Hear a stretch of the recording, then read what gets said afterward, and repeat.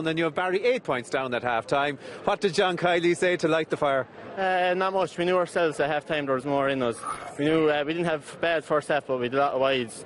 So we knew if we could rectify that in the second half that we'd make a game of it. So bit by bit we brought ourselves back into the game, thank God.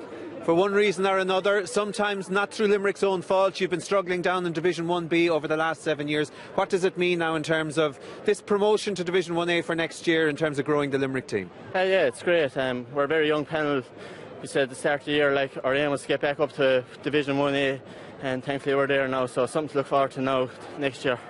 And what about pushing on now, because you're into a quarter-final now next weekend. We're not quite sure yet who you'll be taking on in that, but Galway did it last year at Division 1B, won the thing out, and who's to say Limerick couldn't follow suit? Yeah, it can be done now.